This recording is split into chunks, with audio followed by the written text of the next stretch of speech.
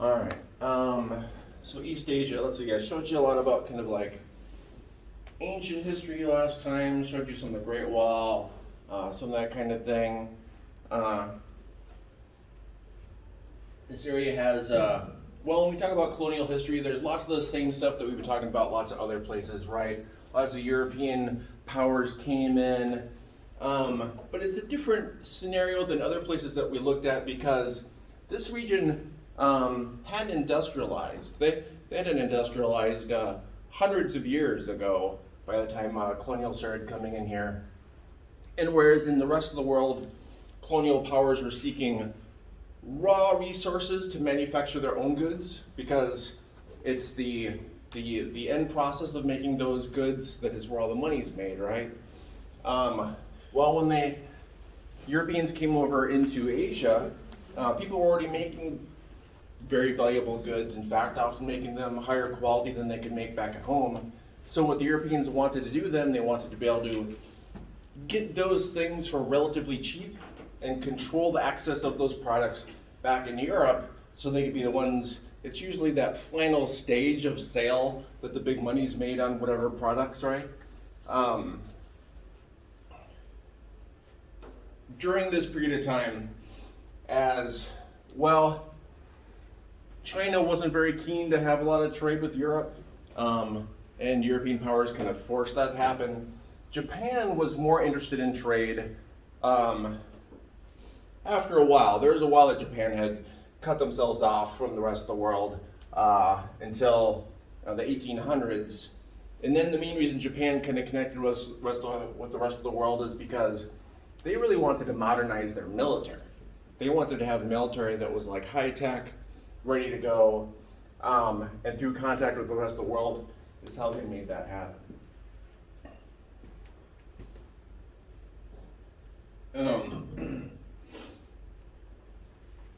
I think last time I had asked class if many people had been to China. I don't think anyone in class had been.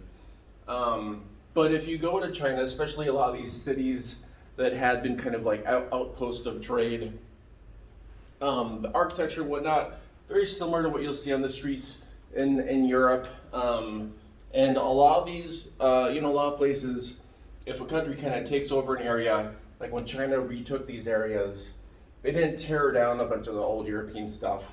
They kept it in good working order because they wanted these places to stay trade hubs. And actually, the Bund here in Shanghai is a really great pedestrian-only walking district if you ever get a chance to travel over there. So speaking a little bit more about ancient history in the region, the Tang Empire, one of the more successful empires in the region. As you can see, they took over a broad area of territory going quite far into the west. Part of the reason this empire was so successful is, although it was aristocratic in that, you had royal families that had a lot of power, what they started doing was, in little aristocracies around the country, where you had people who were given positions within the government because of their family ties. This empire, the Tang Empire, instead started putting people in those positions who kind of knew what they were doing in those positions. And the other thing they did to actually get a lot of kind of popular support is, you've all seen plenty of like movies and TV shows about feudalism, right, and kings and queens doing crazy stuff. And there was an amount of crazy stuff that happened. But the taxation and whatnot that the Tang did in these different areas, they would often spend a good percentage of that money back into the place that it was taxed from, and they were known for putting in roads and lots of infrastructure. So they actually gained a good amount of local popularity. We're talking around the year 618 to 907, so a good while back. So it was a bit of a different type of empire. So colonialism in this region, this is really before Japan started kind of taking over everywhere. You can see a number of different powers here. You got these different cities that were trade hubs that different kind of countries had control over. And if you go to these places today, like if you go to Macau, actually I'll show you pictures next week of Macau, but the architecture and everything is still just like if you're in Portugal. You'll notice that the French had a large amount of control, and this is obviously Southeast Asia, and I know we're talking more East Asia, but Southeast Asia will come up a lot because it's all pretty closely connected. And we didn't really talk about the war in Vietnam when we were talking about Southeast Asia. But part of what happened was, if you remember after the Second World War, European powers started kind of giving up their colonies. And when the French gave up this area, that is when the US decided to move in, deciding that there was a power vacuum. What was kind of predominant theory at the time was the domino theory. I don't remember if I've talked about the domino theory or not. People ever heard of that in historical terms? If you had to summarize, what would you say? If one country falls to communism, then it's like the first domino in a line. It'll start causing other countries to fall. Yeah, that was the U.S. and their kind of, the reason that the U.S. said for invading Vietnam is, well, a bunch of countries off this map, obviously, right? Russia, Soviet republics, China, and like falling dominoes, the feeling was that if Vietnam went to the communists, then you would have all these countries going into India would turn communist. Obviously, for those of you who know any amount of history, Vietnam did go to the communists, but these countries were not dominoes. These countries had their own things going on. So domino theory didn't really happen. But again, it was the French who had been here originally. When they left, the U.S. came in. Let's see, what else can I say about this map? Well, Japan, there's a lot of still hostility kind of between Korea and Japan because of historical factors. Actually, the entire region during Japan's big colonial reign, although this map here is showing you European powers, it was really Japan that had power and control of the area. Actually, that map might be the next picture. No, it's not. All right, I got two pictures to go. So Japan, like what they had this international trade, right, that was starting to come back, and as Japan was building up their economy, they modernized. The money coming in from trade weakened aristocracy because the aristocracy, the kings and queens, they didn't really make their money through trade, right? They made their money because they owned areas of land, and traditionally they made their money off the agricultural output of that land, which isn't a major source of money when you have transitioned into kind of modern day capitalism, right? So it was other groups in Japan that started making a lot of money, started making a lot of decisions. Not to say that the empire and that structure fell or anything, it was still kind of the main power structure in Japan throughout all this period of time. But other voices started getting more power and control because of money made through trade. Go to a map.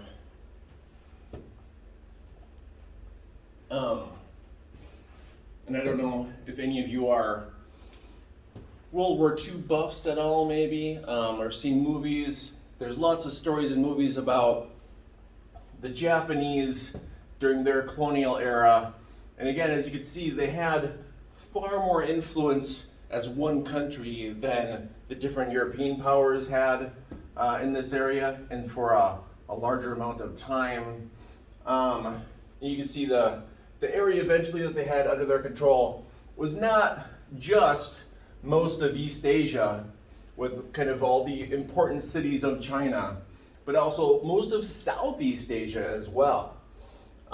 This is one of the reasons why the Philippines became a U.S. territory, is because, well, during the Second World War, this is one of the areas that the U.S. focused on and keeping power and control of. Well, during this period of time, the battles that would happen when Japan would invade places. Like when I say there's lots of kind of still ill feelings, there's all kinds of like actual atrocities. Usually, if they would take over a territory, the initial taking over the territory, about a quarter of the population would be killed off. And then over the next several months of occupation, usually another quarter of the population would be killed off. So if you could imagine if there was another country that came in and killed off half the people that you knew, there would be some hostilities and tensions about that country, right? And through time, Japan has actually made lots of efforts. They've done lots of kind of official apologies and have tried to give different resources to different places, trying to make a better name for themselves. And often places like South Korea that are trying to, in many ways, kind of copy Japan's post-war model of rebuilding and economic growth. A lot of these countries have had more of a contact and cultural kinship with Japan than other places. Let's see, what else can I point out from this map that would be of note? Well, you can see, of note, Japan never got into Mongolia. But as I said, it took over, as you can say, they didn't take over all of China, but kind of all the places that were the big, important economic, cultural places in China were taken over for an amount of time. Let's see, we talked about Buddhism a bit on the last, I think all of you finally got the question right of how did Buddhism diffuse into this area? And like many other religions, they diffuse along trade routes, right?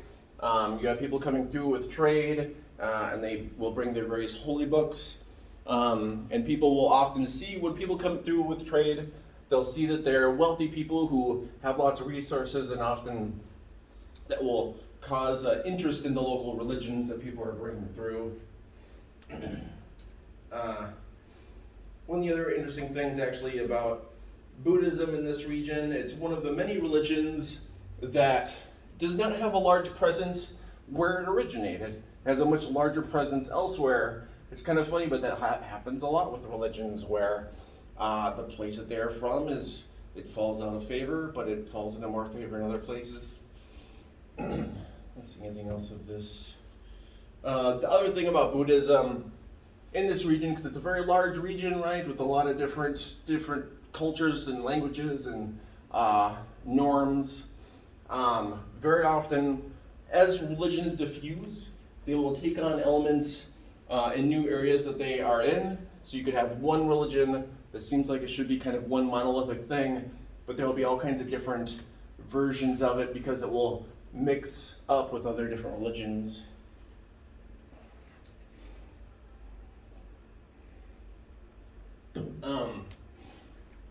Along those trading routes, there's lots of evidence of the different religions, right? And these are, well, I showed you before the ones in Afghanistan that had been blown up, right, by the Taliban. Ones within China and lots of other places are protected and aren't going to be destroyed. See, one of the other big things this chapter is talking about gender imbalance. We've talked about that, of course, in other chapters.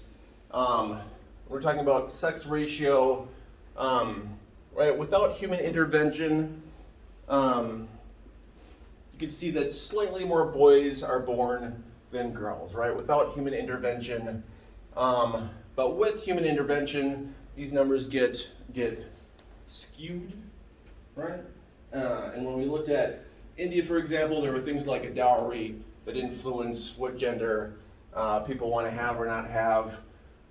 One of the interesting things in this region is that, there was a lot going on. There's a lot going on as far as why there are more boys than girls that were born. One of them being is, under Confucianism, usually it is the boys, the male sons that take care of the parents when they're old, when they're in old age. And so if that is culturally the norm, that is the sons who take care of the parents, you can understand how that would influence, if you're going to have kids. that would influence your decision of like, you know what, I think that I would have a boy so that they'd be able to take care of me as I get older. Population map of the region. One of the interesting things about this is, as places develop, we've talked a lot about population pressures, because as places develop, you get a lot of people moving from rural areas to urban areas, right? Moving from farm and agricultural, in places where wages are kind of low, and as farming becomes mechanized, you need less people, and that pushes wages down even more. So you got people moving to the cities. China, as you can see, still has plenty of people out in the rural areas, right? Most other places you would see them more along the coast or in major cities. That's because, well, China didn't want, what happens in other places that we've studied, cities become overrun with people from rural areas, right? Because there's so many people, there's no way to build enough housing, so there'll be tons of shanty towns and things like that. China doesn't have those huge shanty towns, even though technically it seemed like it should because it has a very large population and it is modernizing, but China's made very specific efforts to restrict who moves where, so that process is a bit more ordered, right? Not to say that these cities aren't growing and whatnot, they are, and they're building like crazy, but they're making a very specific effort to build enough for how many people are coming, and to manage that. Oh, back on the topic of sex ratio, birth and through time, you could see China, the sex ratio through time, as a country like South Korea kind of came back from having those big society changes as far as gender, number of births. In China, another thing you had going on was the one-child rule. Oh, one-child rule? All right. I feel like I got these a little out of order this time. Well, not to jump back too far, Confucianism, a strong cultural influence in this region for a lot of different reasons. One reason that Confucianism got such a really wide cultural influence and role is because one of the central kind of tenets of Confucianism is that society is built like a family, right? And that meant a lot of different things. What that means is traditional family where you have a father at the top of the hierarchy, right? And with Confucianism, they would say, well, that is just like the emperor who is also kind of ruler of the house, as the father is the ruler of the house. And, well, during past different rules by different populations, so like when the Mongols were in charge of this area, having a book of like what your values should be that say basically that you should have a man as an emperor, and part of Confucianism is also like that you should listen to your government and kind of do what you're supposed to do. Well, it was very much in the interest of the different empires who had control of the area at the time to put those out as cultural norms, right? And so they became standard reading, especially in school. So you'd be brought up that these were cultural norms, and these involve not just that the empire is for everyone's good, but also a very specific structure of families that the father is at the top, right? And it's interesting because when China had their revolution, right, and became communist, there was a huge effort to actually stop a lot of these cultural norms. China, when they went communist, they very much wanted to modernize, and they wanted to get rid of what they considered feudalism or feudalist ways of thinking, right? But there's still a lot of these norms that still can pervade the society even with that kind of trying to change over. As an example, the communists were very much said that the sexes should be equal, right? And try to push that as a new cultural norm, and that has had like a mixed amount of acceptance, right? There's still a lot of pushback on it. One of the other things that was going on is the one-child policy, which our textbook has a lot of critiques of the one-child policy. But one thing that you have to keep in mind is, at the time, the population was rapidly increasing. I think I've talked about the demographic transition before, about what happens in lots of countries. In a nutshell, historically, in different places, early phases of development, you'll have a very high death rate and a very high birth rate. And part of the reason you have a high birth rate is because so many people die before they're old enough to have kids themselves. So if you want to have kids that kind of make it to adulthood, you have to have a lot of kids. Well, when China went through their revolution and became communist, I mentioned that they wanted to modernize. A big part of that modernization was, Mao specifically would say, we're going to have doctors in every small town so that our healthcare is going to improve like it never has before.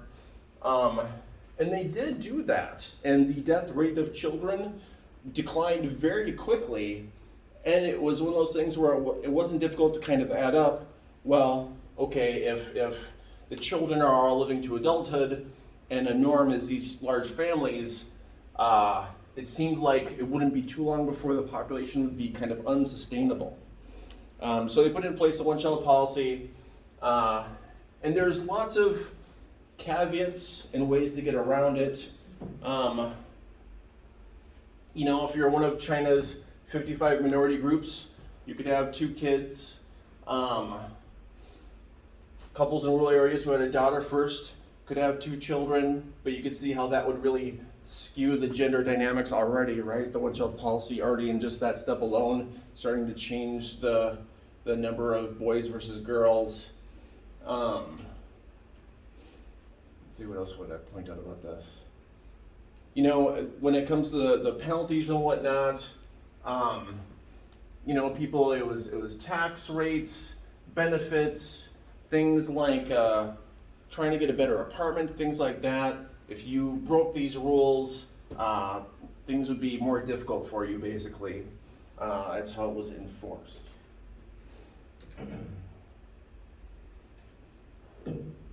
So through time, the one-child policy, well, it did decrease the birth rate. So 400 million fewer children than would have otherwise been born. But you also have these different sex ratios, and these sex ratios are even stronger when you get into not just the first child a family has, but the second child and the third child, right?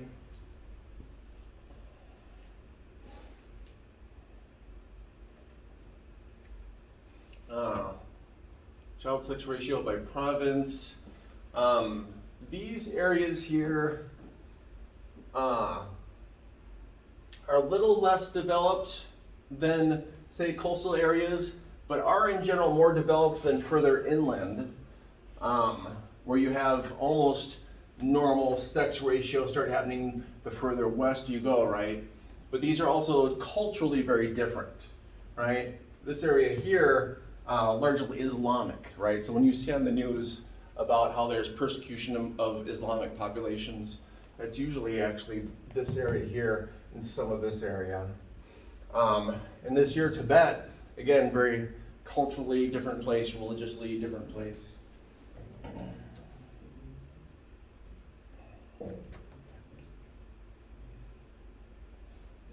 So let's see.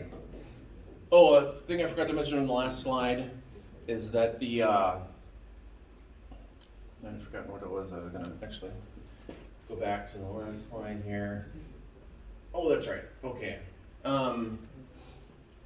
So 2015, it seemed pretty clear that although the one-child policy did do a good job of decreasing the birth rate, you still want a certain number of children basically to take care of an older generation, right? So if you have any place where you have a large percent of the population who are older and not a lot younger, well, as people get older, retire or whatnot, they become what you call passive income earners, living off of retirement, or in this country maybe Social Security, things like that.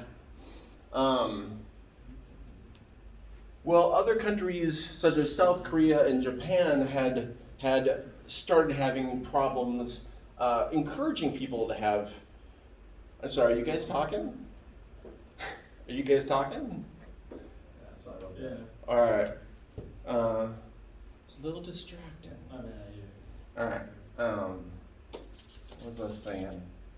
Oh, I remember. So a lot of countries specifically try to think of policies that would encourage people to have kids. And a lot of these same policies have happened in Europe as well. Well, we'll get to Europe next chapter. But a lot of efforts to try to encourage people to have kids, because having kids, having a family is expensive, right? Like it's expensive, costs a lot. China has started doing this too. Incentives like giving tax breaks, childcare, fertility assistance, right?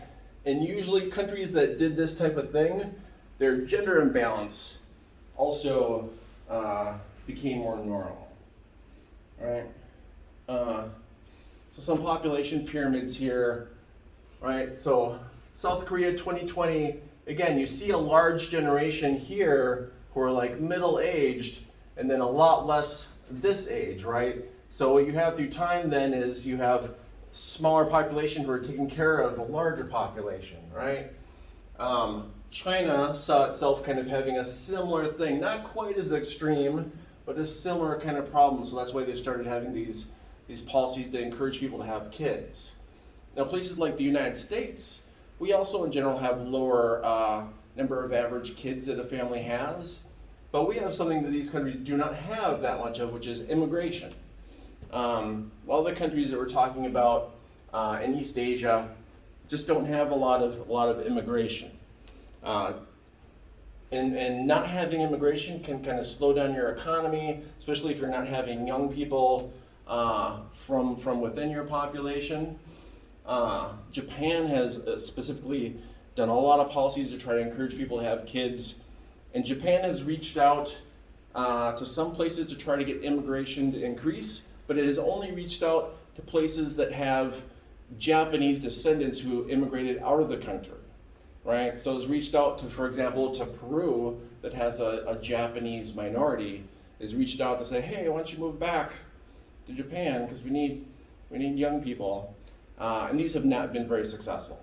Most people, they've moved on to their new country, they have a whole new life in their new country, generations have passed, so they don't want to move back. So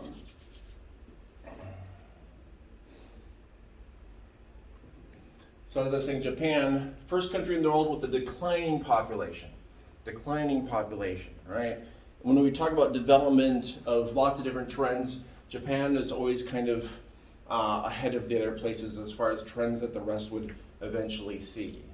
Again, similar things, as I said, they're similar to what's happening in Europe, where they're trying to give people extra money, maternity leave, help with childcare, all kinds of different things to try to get people, encourage them to have kids.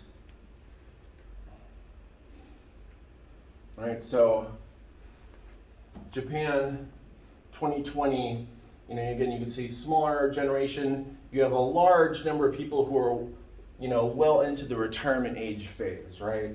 And well, somebody needs to take care of these older people if you're not having a younger generation.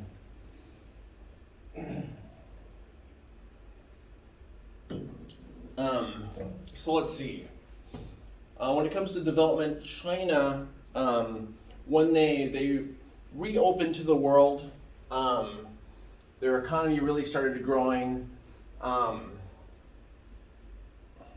They've had a relatively constant amount of people who are moving to cities from rural areas, but again, as I said before, that's managed to some extent. A lot of, when the book says SEZs, special economic zones, that's areas that the government will put tax breaks or encourage foreign directed investment. One of the other things that has really changed trade in this area is just shipping containers and how simple it is for them to be moved around the world quickly.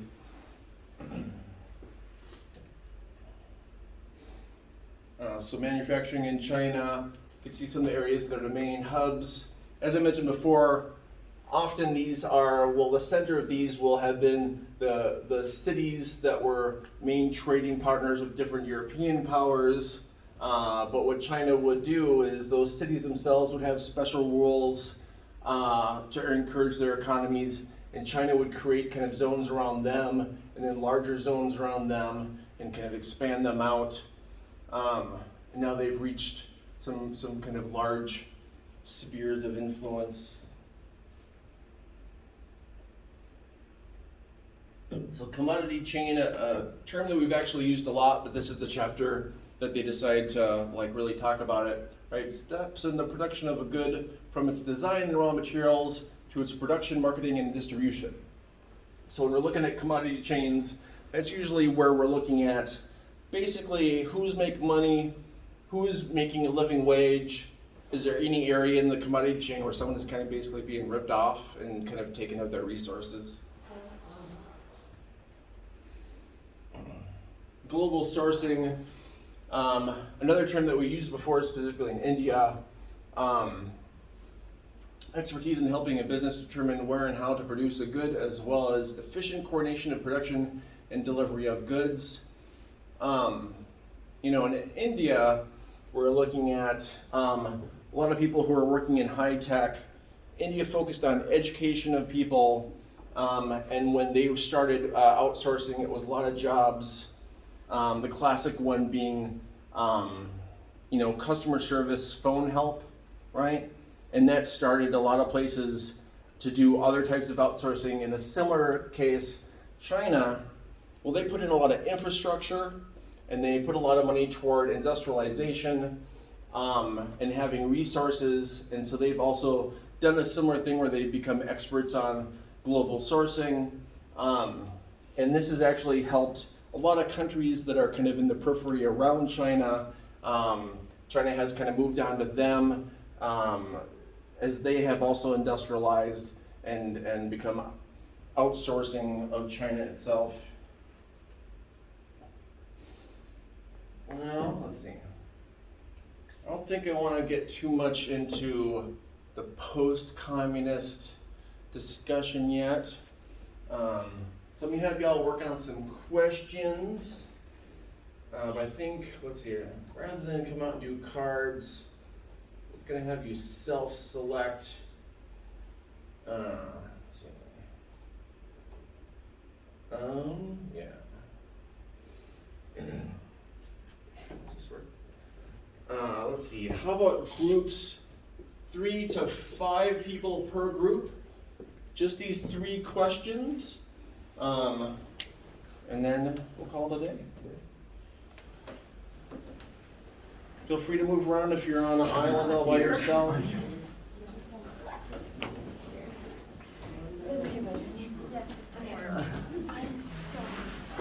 Professor, these are the 3 questions our group did that one day when we did